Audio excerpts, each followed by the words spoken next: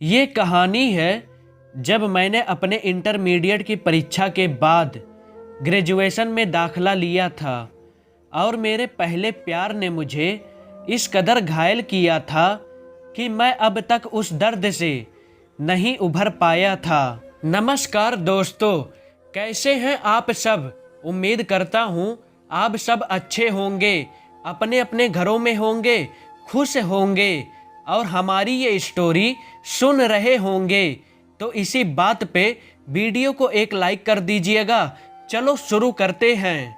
मैंने ग्रेजुएशन में दाखिला के बाद कॉलेज अटेंड करने का फैसला लिया क्योंकि मैं उस दर्द से निकलकर आगे बढ़ना चाहता था, अपनी लाइफ में कुछ करना चाहता था। मुझे आज भी याद है वो कॉलेज का पहला दिन जब मैं क्लास में था। सब लड़के लड़कियों से अपनी जान पहचान बढ़ा रहे थे और मैं गुमसुम सा कहीं खोया हुआ था। हर रोज मैं कॉलेज जाता था। हर रोज से मेरा मतलब जब कॉलेज खुला रहता था और मैं जाकर एक कोने की सीट पर बैठ जाता और बस कहीं खो जाता था। ऐसे ही दिन बीतते चले गए। मुझे नहीं पता था कि कोई मेरे ऊपर नज़र रख रहा है क्योंकि मैं तो अपने ही धुन में कहीं खोया सा रहता था। पर मुझे कुछ दोस्तों ने बताया कि कोई तुम पर नज़र रख रहा है। मैंने उन्हें इग्नोर कर दिया क्योंकि वो अक्सर ऐसी बातें कहते रहते थे। पर मुझे नहीं पता था कि शायद वो इस बार सच बोल रहे हैं।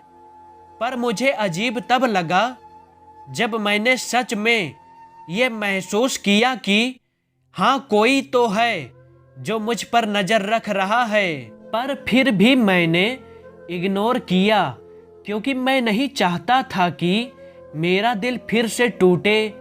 लेकिन एक दिन वो अचानक मेरे पास आई और मेरे बगल वाले चेयर पर बैठ गई और बोली, हाय, आई एम दुर्गावती। मैंने थोड़ी देर सोचा और फिर हिचकिचाते हुए बोला, हाय, आई एम कृष्णा। और फिर मैंने उसे इग्नोर कर दिया और वो चली गई। और बाद में मुझे एहसास हुआ कि मुझे उसके साथ ऐसा नहीं करना चाहिए था। और मैंने ये सोचा कि कल कॉलेज जाकर मैं उससे माफ़ी मांगूंगा और मैं अगले दिन कॉलेज चला गया। पर वहाँ जाने के बाद मुझे पता चला कि वो तो आई ही नहीं है। और कुछ देर तक जांच पड़ताल करने के बाद मुझे पता चला कि उसकी तबीयत खराब है और एक सप्ताह के लिए डॉक्टर ने उसे आराम करने के लिए कहा है। और जैसे ही ये बात मुझे पता चली, मुझे लगने लगा कि एक सप्ताह, और मैं रोज ये सोचता रहता कि कब वो कॉलेज आएगी। आखिरकार वो शनिवार को कॉलेज आई। मैं बिना टाइम वेस्ट किए उसके पास गया और बोला, हाय दुर्गावती। उसने मुझे इग्नोर कर दिया और मुझे बुरा लगा। लेकिन मैंने उसे फिर बोला, hi Durgavati, I am really sorry. मुझे तुमसे ऐसे बात नहीं करनी चाहिए थी। इतना सुनते ही वो बोली, तुम कहीं दोबारा तो ऐसा नहीं करोगे ना। मैंने मुस्कुराते हुए कहा, नहीं बाबा, कभी नहीं। तो उसने कहा, दोस्ती करोगे? मैंने भी कहा, हाँ बिल्कुल, क्यों नहीं। फिर हमारी बातें होने लगी और उसने मुझे बताया कि वो मुझे पहले दिन से ही पीछा कर रही थी। और उसने मुझसे पूछा, तुम इतने गुमसुम क्यों रहते हो? फिर मैंने सांस लिया और बोला, नहीं, कुछ नहीं। और उसने मुझे बड़े प्यार से अपनी कसम देकर सब पूछ लिया। और उसके बाद हमारी बातचीत और भी गहरी हो गई। हमने एक दूसरे से मोबाइल नंबर एक्सचेंज किया और फिर हमारी बातें घंटों तक होने लगी। इसी बीच हमारी ग्रेजुएशन पूरी हो गई और मेरी जॉब लग गई और हम एक दूसरे के साथ और ज़्यादा टाइम स्पेंड करने लगे। एक दिन अचानक मुझे उसका फ़ोन आता है और वो घबराते हुए कहती है, कृष्णा। मैंने कहा, दुर्गावती, दुर्गावती, क्या हुआ? फिर उसने जो बताया उससे मेरे पैरों तले की ज़मीन घिसक गई। उसने कहा, कृष्णा, पापा ने मेरी शादी तय कर दी है। मैंने कहा, क्या? और तुमने कुछ नहीं कहा? तो उसने बताया कि उसको भी अभी अभी पता चला है। मैंने उसे समझाते हुए कहा कि रुको, मैं कल अपनी फैमिली को लेकर तुम्हारे यहाँ आता हूँ और हम शादी की बात करेंगे। अगले दिन मैं अपनी फैमिली को लेकर उसके यहाँ पहुँचा और मैंने उसे अपनी फैमिली से परिचय कराया और उसने अपनी फैमिली से, और फिर हमारी फैमिली ने एक दूसरे से बात करने लगी और आखिरी में उसकी फैमिली ने सिर्फ इसलिए मना कर दिया क्योंकि हमारी कास्ट सेम नहीं थी। मैंने, मेरी फैमिली ने और खुद दुर्गावती ने भी अपने पापा को समझाया, लेकिन वो नहीं माने और उसकी शादी को और जल्दी करने की धमकी दी। उसकी मोबाइल तक छीन ली और उसे एक कमरे में बंद कर दिया। जब मुझे ये बात पता चली तो मैं घबरा गया और उसकी मम्मी को मना लिया कि वो मेरी आखिरी बार दुर्गावती से बात करा दें। और उन्होंने मुझे शाम को, जब उसके पापा नहीं रहते थे, कॉल किया और बोली, कृष्णा, ये लास्ट टाइम है, इसके बाद तुम दोनों के बीच कुछ भी नहीं रहना चाहिए। और उसे फ़ोन देकर चली गई। उसने फ़ोन पकड़ा और मेरे यानी कृष्णा और उसके यानी दुर्गावती के बीच बात हुई। दुर्गावती बोली, हेलो। इतना सुनते ही मैं रोने लगा और मुझे चुप कराते कराते वो भी रोने लगी। कुछ देर बाद हमने एक दूसरे को चुप कराया। कृष्णा बोला, तुम ठीक हो ना? दुर्गावती बोली, मैं ठीक हूँ, और हाँ, तुम डरना मत कि मैं आत्महत्या कर लूँगी। चिंता मत करो, मैं ऐसा कुछ भी नहीं करूँगी। कृष्णा की जान में जान आई। कृष्णा बोला, एक बात बोलूं? दुर्गावती ने कहा, बिल्कुल। कृष्णा बोला, कितना अच्छा होता ना अगर दुनिया में कास्ट नाम की कोई चीज नहीं होती तो लाइफ कितनी अच्छी होती। दुर्गावती ने कहा, हाँ ये तो है, लेकिन ऐसा नहीं हो सकता। कृष्णा ने कहा, मुझे पता है, मैं लाइफ में बहुत कुछ खोने वाला हूँ।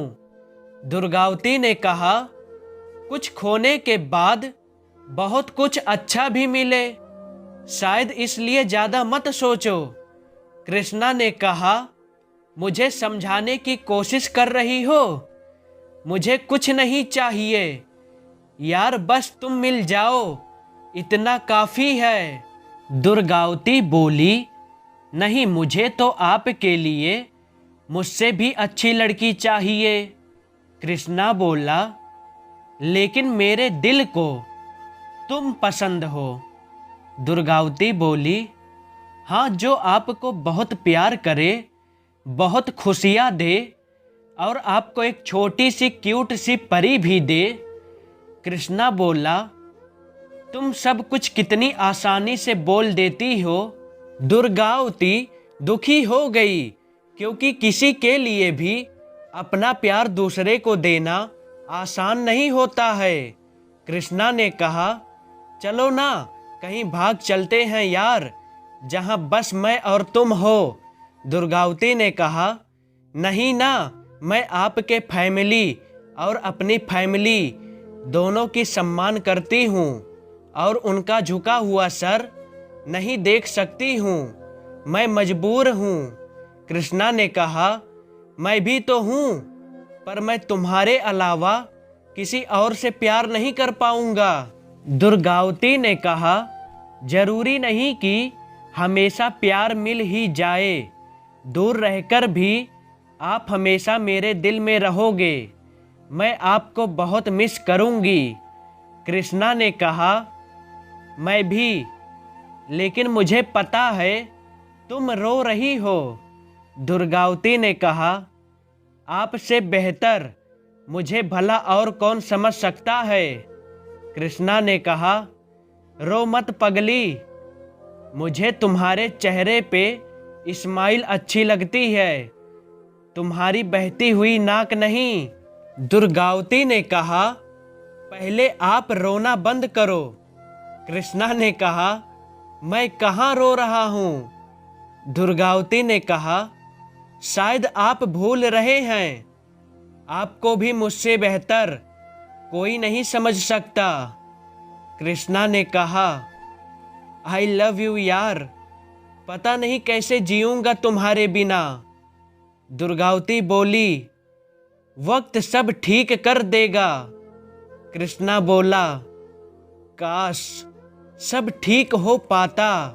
दुर्गावती ने कहा, गुड बाय, पापा के आने का वक्त हो गया है।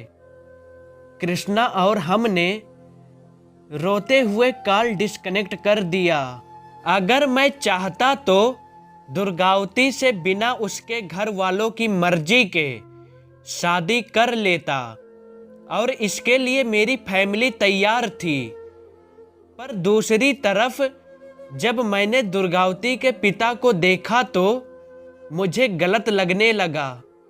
मेरी एक गलती की वजह से दुर्गावती अपने परिवार से हमेशा के लिए दूर हो जाती और दुर्गावती इससे कभी खुश नहीं होती और सारी जिंदगी मैं खुद को माफ नहीं कर पाता।